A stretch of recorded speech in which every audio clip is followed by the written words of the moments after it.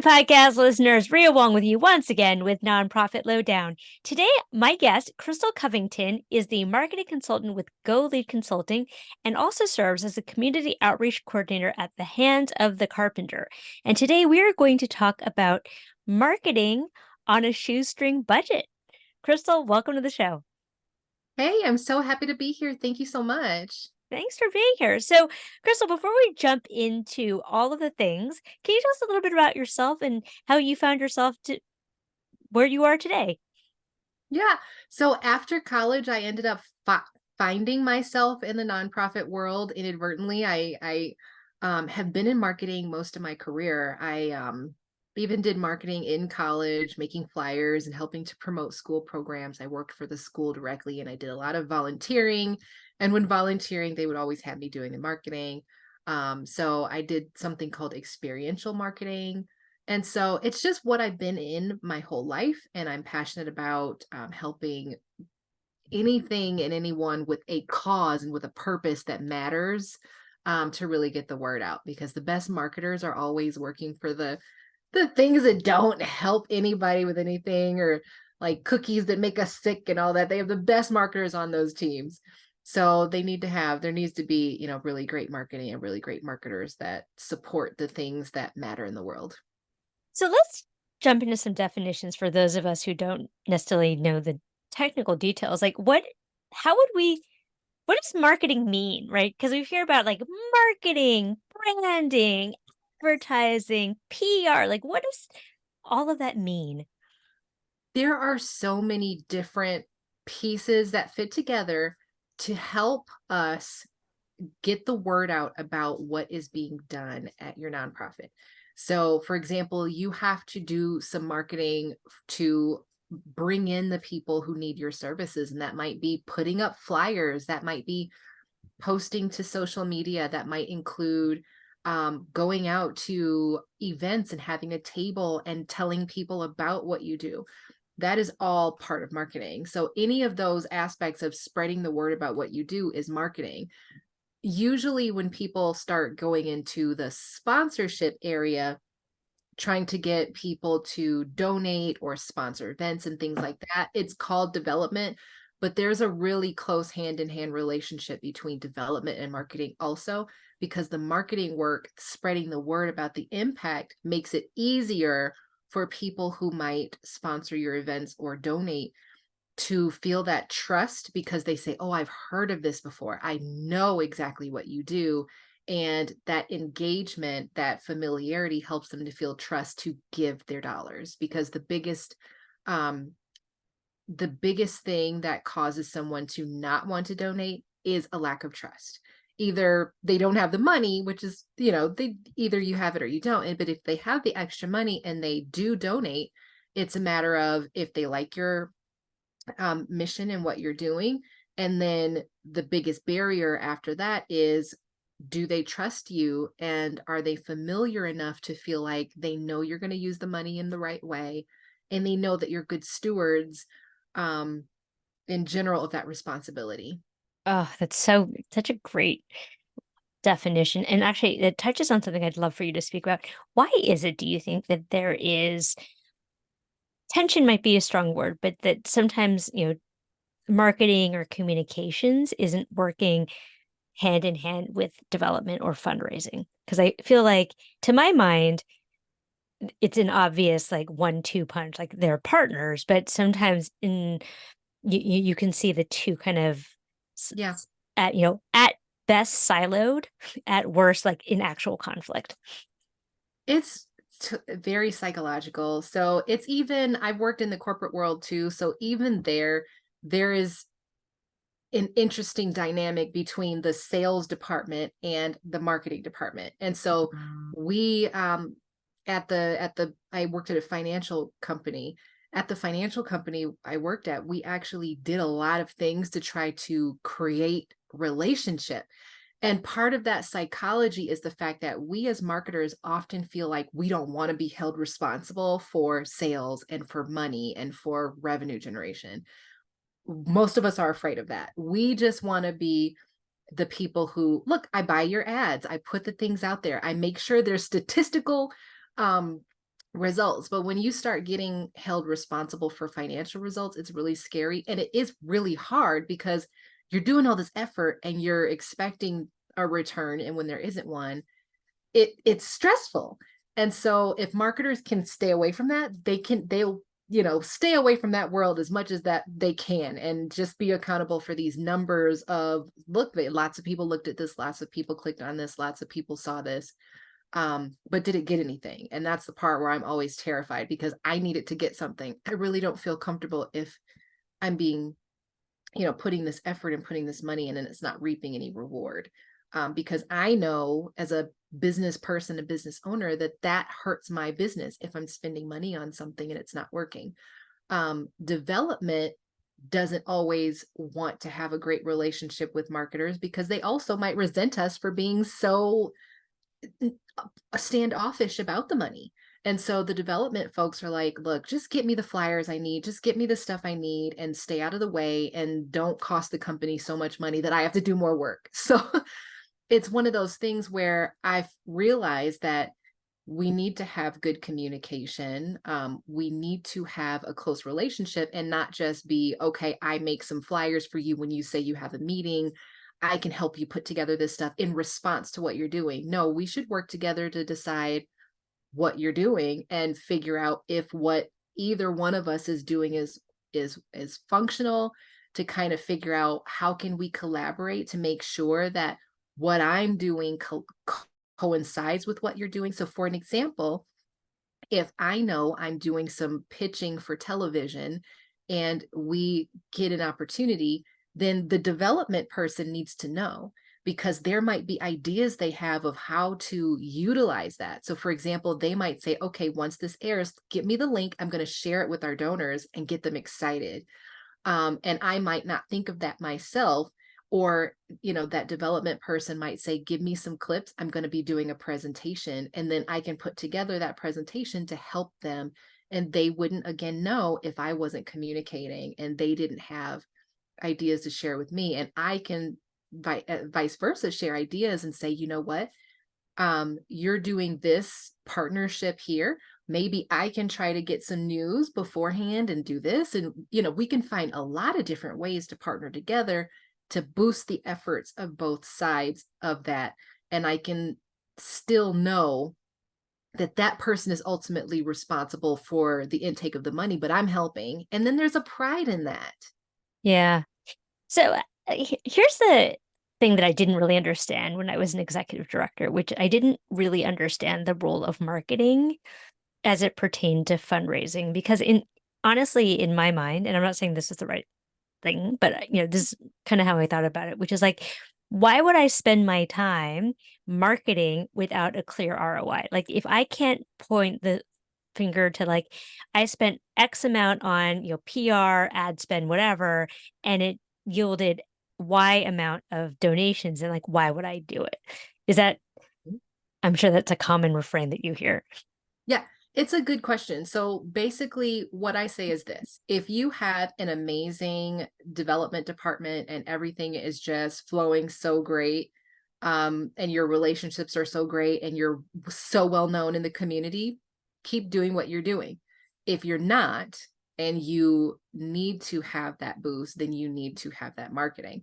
So marketing is something that when you are, so I've seen some organizations that they have like 6 development directors, and they have, those people are out there really working, and they may not be directors, but I'm saying development individuals that are out there fundraising, and they have a really great in-person strategy. That is wonderful. So if that works, it works. But one thing, when you're in a large community, so for example, when you're in a big city or you have multiple locations and things like that, you need to reach a broad audience with your message to let more people know about you so that you can call. So for example, an organization with like 1 or 2 people in the development team, and a big working area will want to have more digital marketing and maybe some radio ads and things like that, or putting out flyers, things like that, but lots of different ways to reach people so that they can find out about it and call or respond. And even if they've just, for example, they hear your radio ad once, and then they finally meet your development director at an event or something, they can say, oh, I've heard of you. So now this is a second touch. And we know the more time that someone gets a touch, they get closer to that trusting relationship and they get closer to action. And it takes a while before someone is comfortable taking an action. So for example, you might bring those people in and say, you know what, we have some volunteer opportunities. Then you promote the volunteer opportunities. So promoting volunteer opportunities is a form of marketing, because you get those people to know what you're doing. You find the people who want to get involved, and that action of getting involved helps to build the trust, and it builds the connection, and now they have a relationship, and then they ultimately will probably end up being donors in the future, or help to find donors and bring other people in. So all of the things become a kind of a circle of gathering folks that would be the best audience for your organization, the best supporters. At Hands of the Carpenter, they're called champions, people who champion the organization.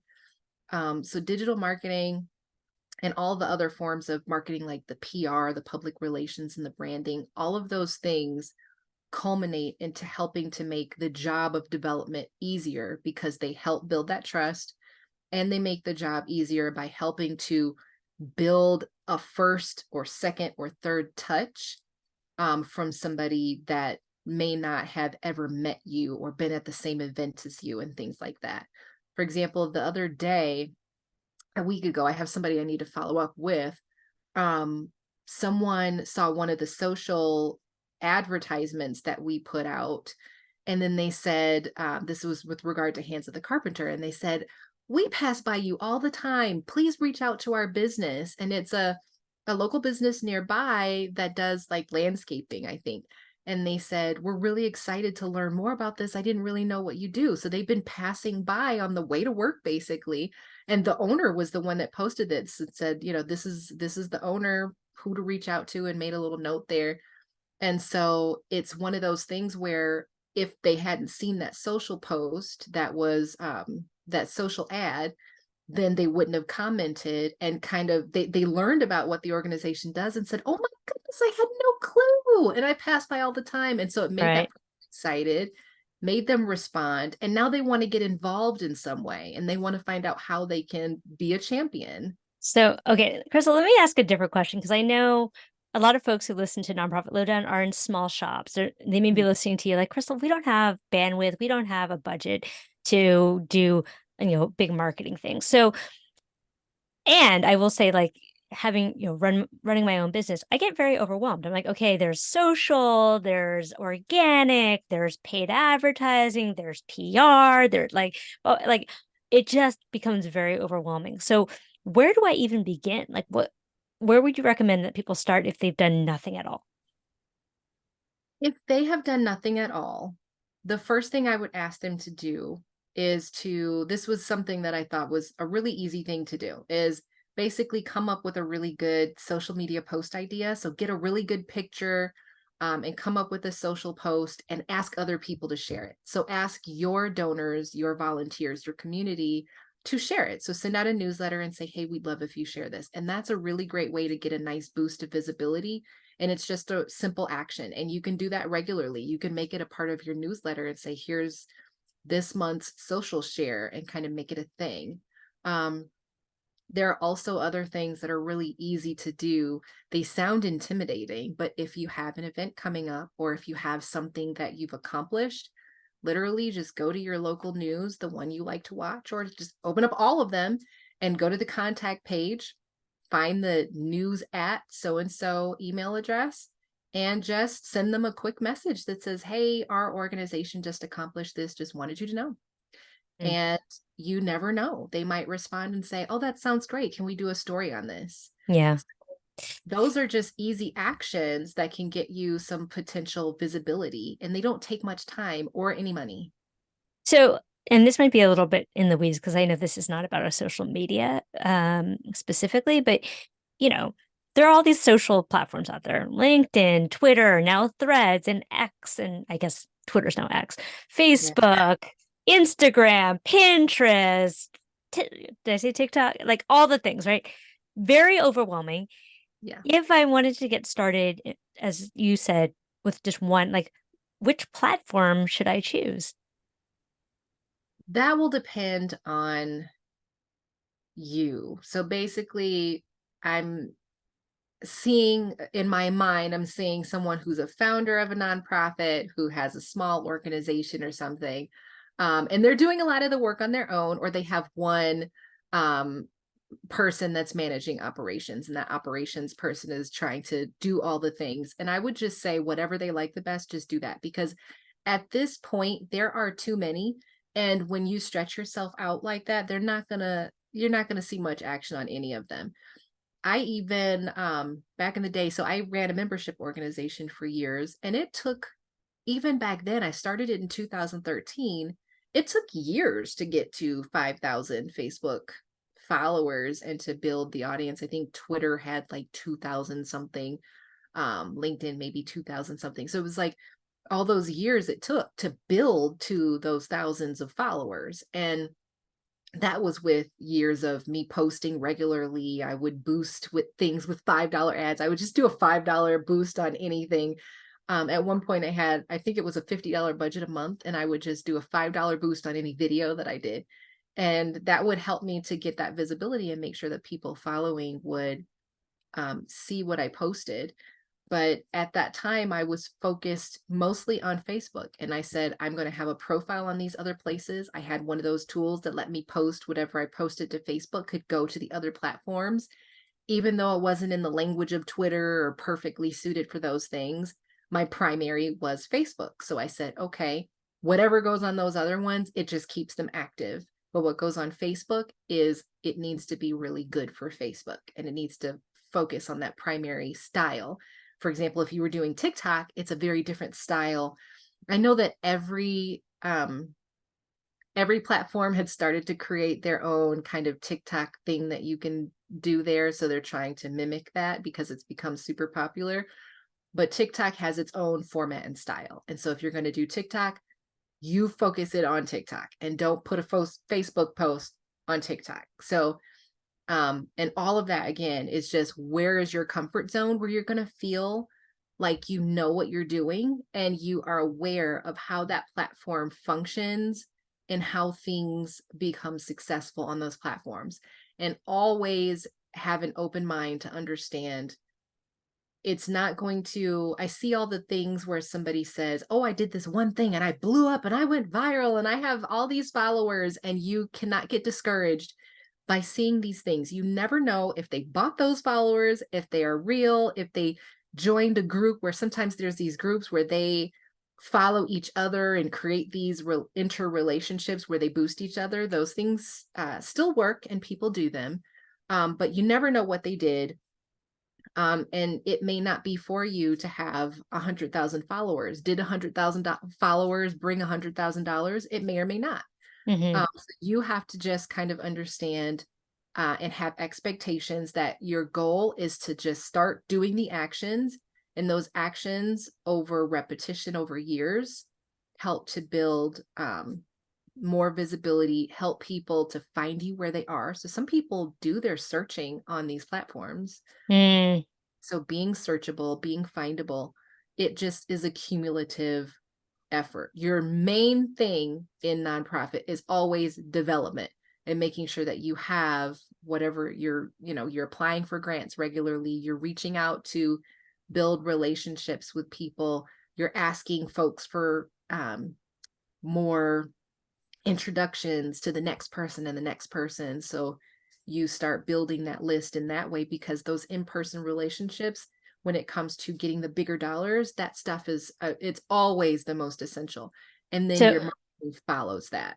yeah, so let's talk about that, because you said something that I feel like we kind of skated over, but I think is really critical. You said in your newsletter. Now, personally, when I hear that nonprofits have an email list, but they don't communicate regularly, or they don't have a weekly or monthly newsletter, I just feel like it's such a missed opportunity. Can you talk about the value of an email list versus, social media followers as an example?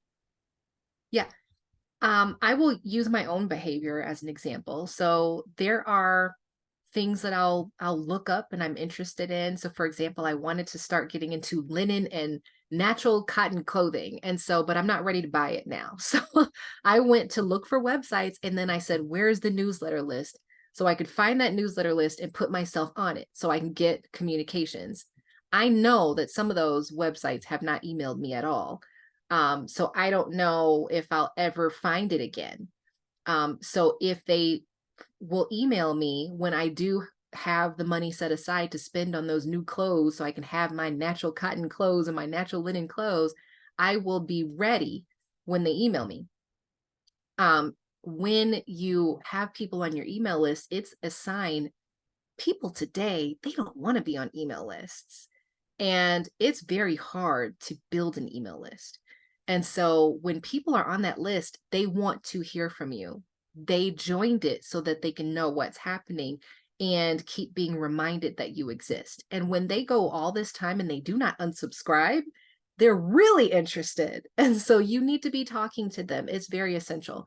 I had, like I said, I had that membership organization, and I would promote my events online on social media, and I would boost it with ads, but most of the people would register from getting the email. And I would ask people all the time, where did you find the information for this event? They said, well, if you didn't email me, I didn't see it. Because social media it passes through. Sometimes you think you saw a post and you try to go back, you can't find it. They need to be able to say, oh, I'm going to bookmark that in my email. And they put a little star next to it, or they can push the bookmark sign or whatever signal they have in their email box to save it and go back to it. They can re-reference it. So a monthly newsletter is essential. If you can do two, two is great as well. And it's not too much to do two. Well, let's talk about content for a second, because I also think that that's really important. So a lot of times people will send out emails and they make the mistake of making every communication a solicitation, which I think is a huge mistake. But I'd be curious, is it a huge mistake for every communication to be a solicitation? And when we think about sending out communications, what sorts of things should we be thinking about? Because I think a lot of times the other mistake I see is that people just like talk about the nonprofit, like, oh, our new staff member, or like whatever. And like, respectfully, people don't care. Like, people want to know about the impact of the work. They want stories of the people that you've helped. They don't care about like the new snack bar. So, what are your thoughts on that, Krystal? I think almost anything is fine. Honestly, I I get so many emails, and because I'm in marketing, I analyze and I really pay attention to them. But I don't think any of those are wrong. I think that you should have a nice mix. When you, for example, I think when we're in the nonprofit world and we're making an impact, we feel like um, everything should be focused on the impact. And when we're asking too much, it makes us feel bad. But if you think about retail, I'm on many retail lists and they email me multiple times a week asking me to buy something.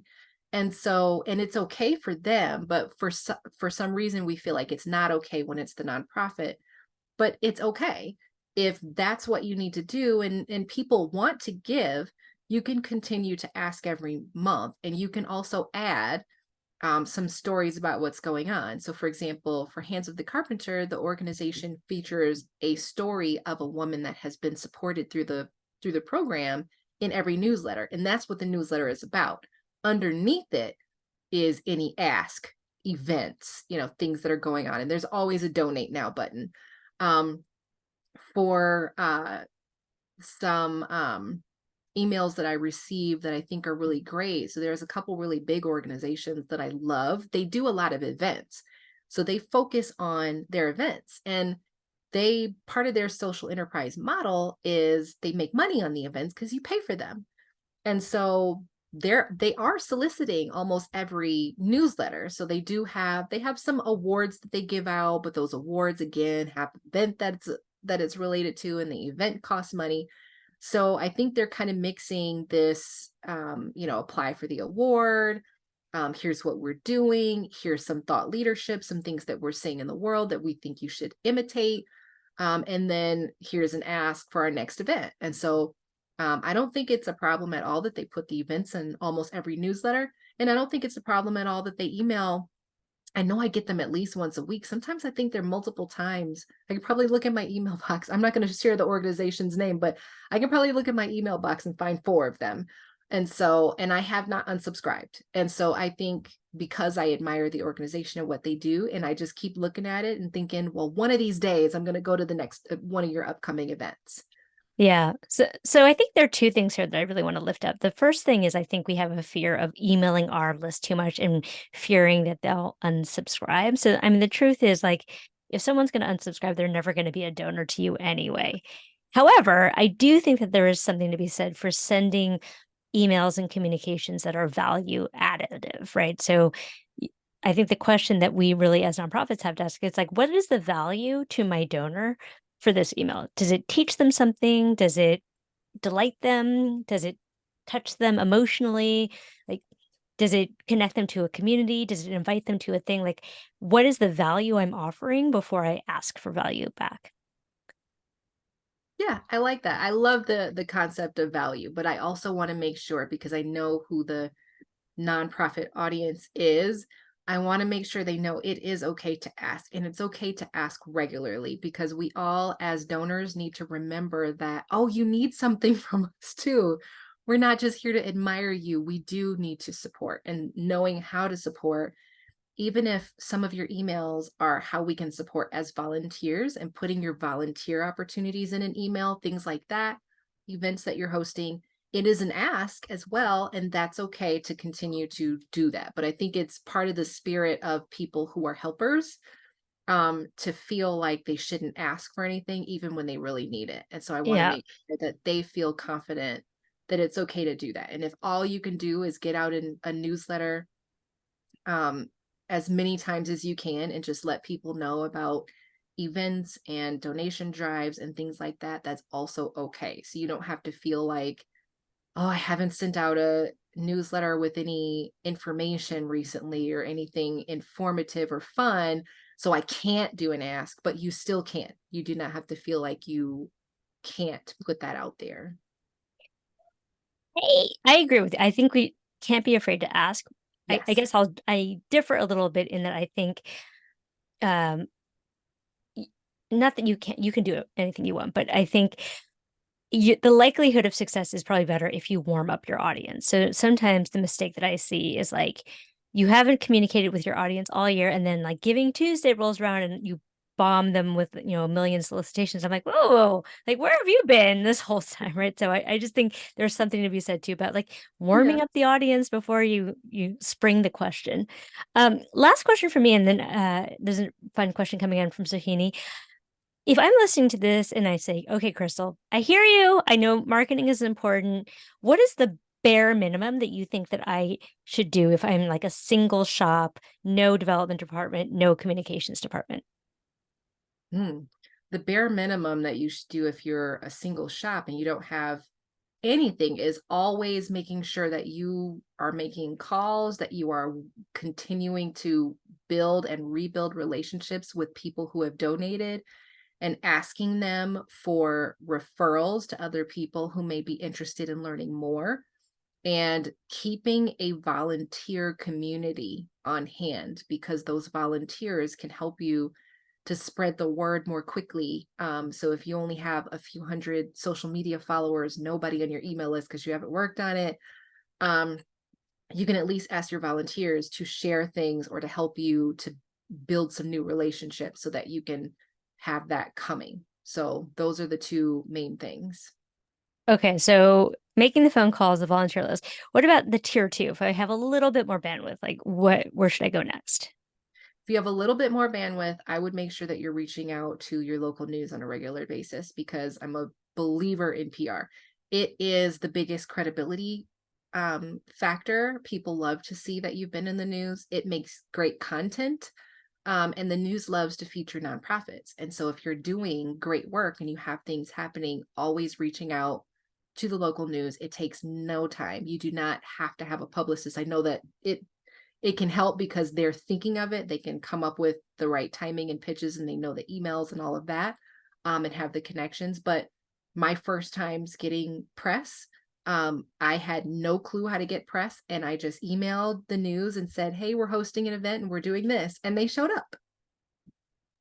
Yeah, and just to be clear, so I've done another podcast interview with DIY PR. So there's lots of good tips there. I'll make sure to put that in the show notes. But the PR pitch should be tied to something in the news, right? So like a back to school angle, or like it's like Earth Day angle if you're an environmental organization, right? It can't just be like this random, well, maybe it can, but like It can be. So if you have low bandwidth, so there's two different tiers of doing PR. So yes, you can have a calendar. When I worked for a retail company, and it was the easiest PR I ever gotten in my life, because I could come up with an idea on anything. They have all these national day calendars. And I remember one time even seeing, it was like a national beet day.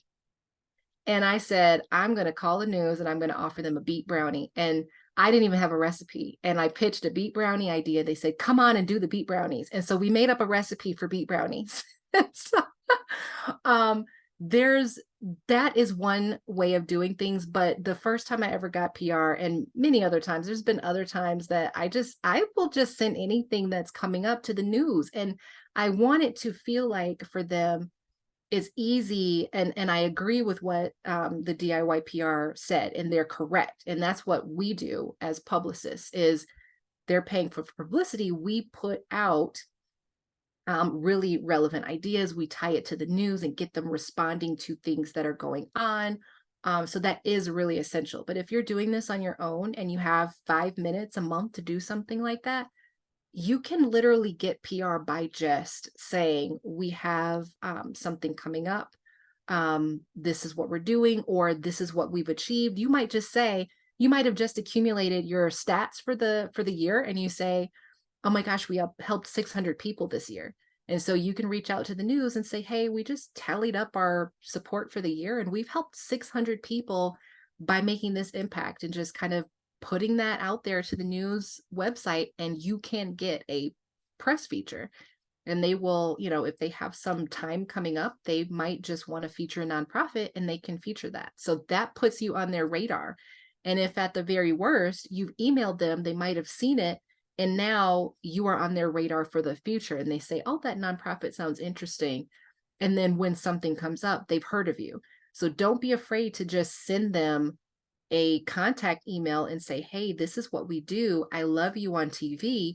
If you ever would like to talk about this topic, we'd be happy to talk about the impact or the issues that are happening with this group that we support. So those kind of things in general, without even having to tie it to anything, can be helpful to get that pitch out and make sure that they know about you. And you could be surprised what response you get. And along this list, where should we be focused on our email list? I keep coming back to like the power of the email list. The email list is extremely powerful. And so with focusing on your email list, are you saying maybe how many times, what you should No, do? I'm just thinking like in the phase of building out my marketing arm, Mhm. if I'm a single person, single ED doing it, like at what point should I become focused on my email list? Because I heard you say the first thing is I should be on the phone with my supporters. I Yeah. should be talking to volunteers on social. Next phase would be talking to newsletters, but where in that is the email list building? The email list should always exist. So no matter what, even if you've just started and there are 5 people that have expressed interest and they're willing to allow you to email them, you should be emailing them regularly and just saying, hey, this is what we're doing. I'm so excited. Thank you so much for being a supporter. And so those messages are priceless. And so and never be afraid, like I said, of reaching out to people. It doesn't have to be a formal email newsletter. You can just have a regularity of reaching out to your constituents, your champions, and just making sure that you're building that relationship and letting you know what you're doing. And at what point should we be thinking about things like a professional branding or rebrand for some folks, or hiring a PR agency, or getting into paid ads? Is that sort of like several steps down the road, or when would be a good time for all of that? I think it's just when you have the budget for it. I honestly believe that those I haven't seen anybody that hasn't benefited from doing regular marketing. And even, at the smaller levels. And I've met, because I'm in marketing, I often meet people who run nonprofits, who started nonprofits, but they market for themselves, and we meet each other in the process of doing things out in the community and all of that. And so there are many of them that basically start from nothing and kind of build one piece upon another. Okay. I have a question coming in. It's more of a discussion point. So, Okay. not a question per se, but this person writes, especially in larger orgs with a full department, the person who does marketing is not necessarily the person who does media relations. So, if you're hiring someone to get you into the New York Times, that's awesome, but not the same skill set as PR advertising. So, I'm not sure what the question is here. I guess the question is like, how do you make sure that all of the different pieces and skill sets are working together? Um, Asking people, I mean, I guess the first step is just asking people to do that. So I think, so for example, I recently talked with a nonprofit, and she was a nonprofit CEO, and she was kind of complaining that the people that she has hired in the past to work with her didn't collaborate together. And she was trying to figure out, she asked me the question, well, how do I get them to collaborate together? And I said, well, did you invite them to? And she said, well, I just thought they would do that. She's kind of expecting someone else to lead that. And so if you want those groups to collaborate together, you have to kind of create a format for it.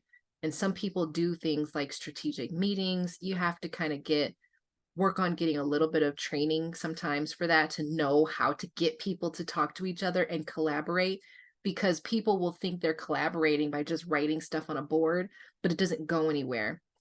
And so trying to figure out how to create a culture of true collaboration, even if, and a lot of times for smaller nonprofits, they are contractors, they are different groups. You don't have them 40 hours a week in the office.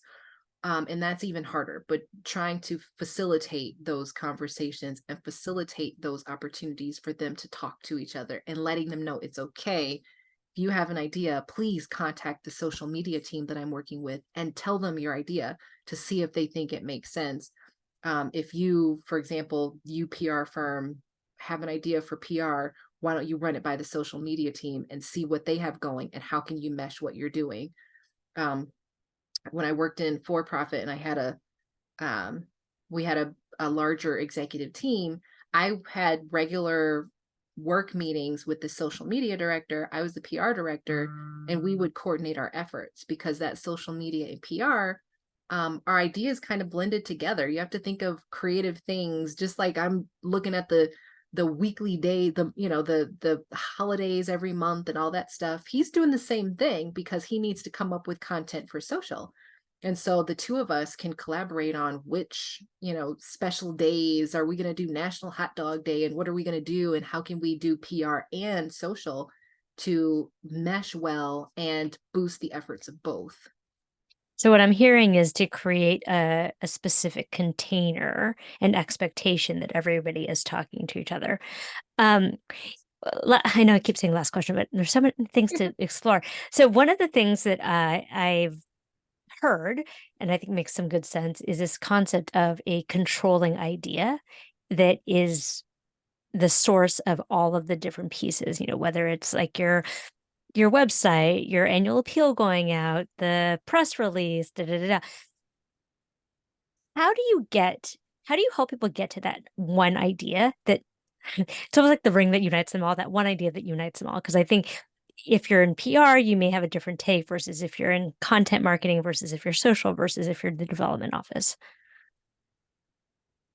That part, I think, has been, with any organization, I think is the hardest thing, because people sometimes have different ideas of the main thing the organization does. So that's another thing where you really have to work to have a cohesive understanding of what is the one thing. And people get really hung up on, well, we do X and X and X. And somebody will have a connection to one of those three things. And so everybody's kind of going in different directions. And so creating that cohesiveness requires the leader of the team to really make sure that they come together for one functional definition of, if we do this one thing, if we make sure everybody knows this one thing, we will succeed. Like the Hands of the Carpenter, they did this recently. Well, I say recent, my sense of time is bad, it's been months, but a few months ago, they sat down and they came up with this one thing as an executive team. And they said in one sentence, if we do this one thing, this is what we're going to, this is how we're going to succeed. And they really targeted it, and it was really, really wonderfully laid out. I love that so much because, as you know, I work with nonprofits, and the minute someone starts a sentence with, well, it's complicated. I'm like, my brain already, I'm like, nope, nope, I cannot. Right. So anyone listening, work with your team so you don't have to start a sentence.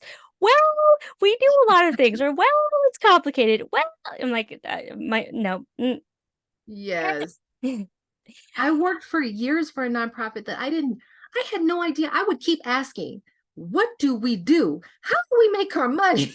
Where does the money come from? Because it was a complex organization. So it was actually multifamily housing for low income families in Section 8. But I was like, I don't understand. I still don't understand the model here. And it was years before I finally figured out what was happening, because I thought, well, how do we operate? Where does money come from? Because we didn't ask for donations a lot. Yeah. It was a very different sort of situation. The money came from the government. And so right. it was like, I never really understood what is the real way that this organization functions as an employee. I didn't understand this for so long, and no one could really do a good explanation. Well, And that's a bad thing. yeah. Well, I also feel like, executive directors and founders, like they're so great at what they do, but they have the curse of knowledge, right? Like they Yeah, know too much about it, and so they get into the weeds of the thing.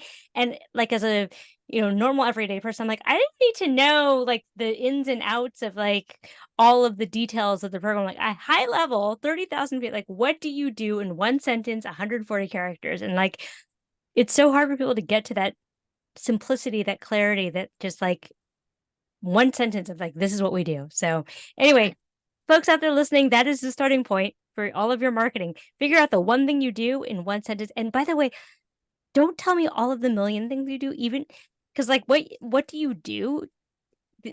I'm not asking like what are your programs. What I'm asking is like what is the change that you're making in the world? And you do that via your programs, but you are not your programs. You are a mission. The programs are the how. I want the what. exactly. Krystal, this has been so great. Thank you so much. I'm going to put your information in the show notes for folks to get in touch with you. What's the best way for folks to reach out? Krystal at goleadconsulting.com. And I will also put your LinkedIn info in the show notes if that's okay. And folks, if you've enjoyed this podcast, please give me a review on Apple Podcasts, why don't you, and share it with your friends. Thanks so much, Krystal. This has been so fun having you. Thank you Have a, so much. have a good day.